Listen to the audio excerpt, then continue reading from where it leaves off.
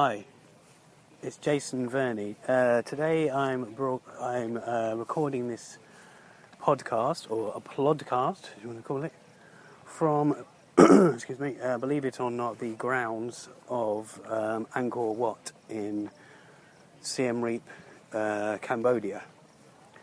It's, there is some confusion with Angkor Wat. I mean, Angkor Wat is not just one temple, it's kind of the whole area, but people refer to the main temple, if you like. I've seen a few today,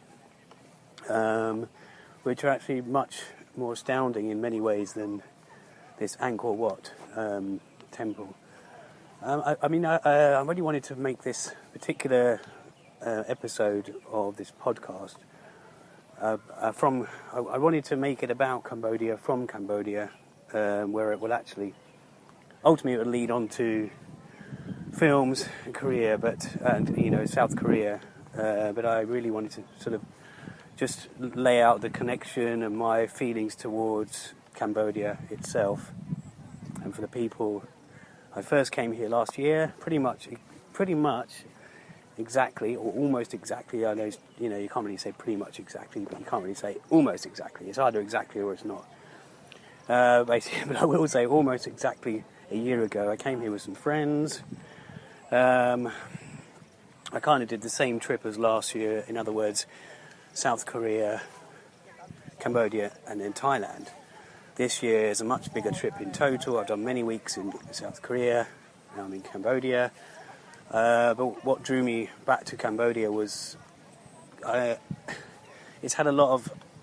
It's a great place. I mean, there are comparisons with Thailand, but it's had a lot of historical problems, and it's still got problems with other places, other countries, and internally, politically.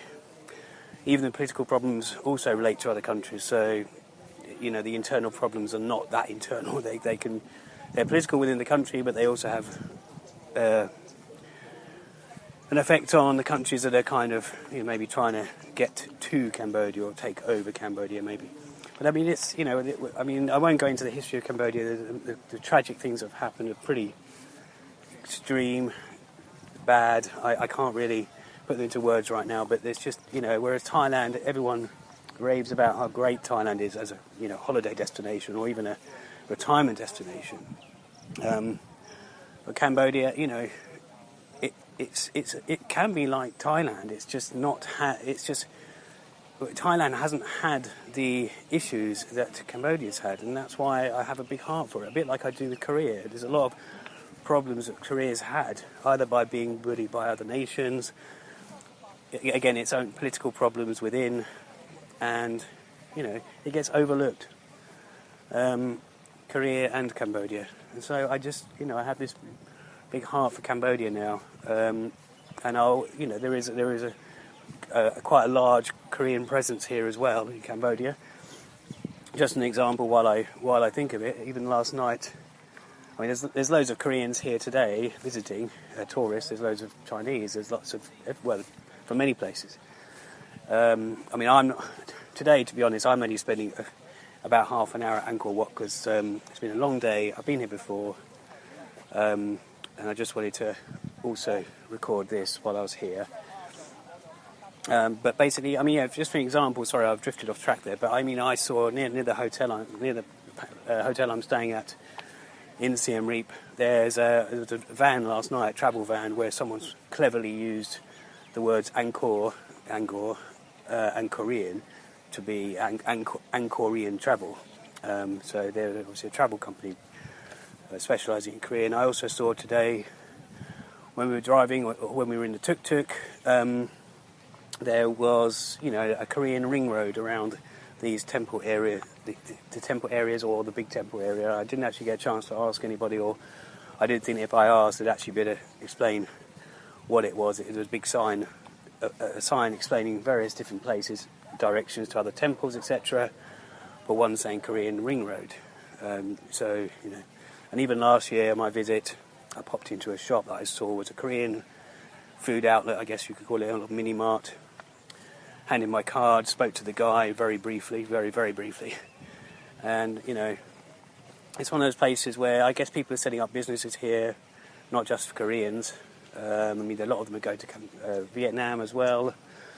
But I mean, Vietnam and Cambodia has got its own tensions, even if they're not visible, as far as that's what I've recently heard. But yeah, so I just wanted to, make this podcast from here. It's quite a unique chance. It's not England. It's not South Korea, and it's.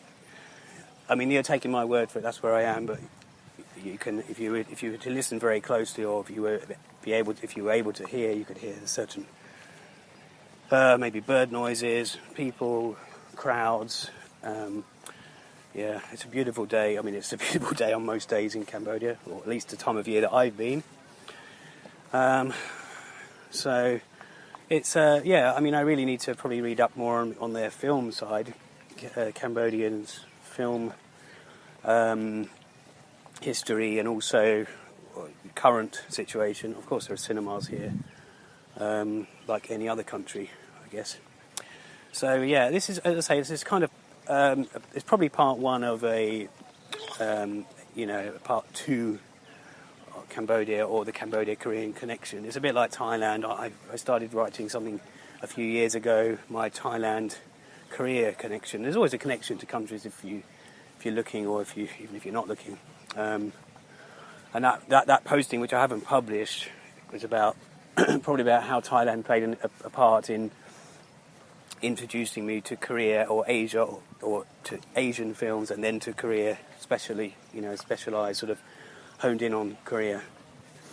Yeah, so I'm going to probably bid farewell now. This is, this is when this is actually broadcast or uploaded, or whatever you want to call it. It will be, all the details will be that this is the date it was recorded. It was in Cambodia. I've got a few more days in Cambodia. I might even be visiting Laos. I wasn't going to, but I might do. Either way, I'll end up in Thailand, and then ultimately I'll end up in England. Not looking forward to that, but I'm looking forward to seeing family, friends, and I guess that's it. Family, friends, a colleague or two, or people that I've collaborated with. Got some filming work in January I've been asked to do, actually, and some in February as well, so it's pretty good.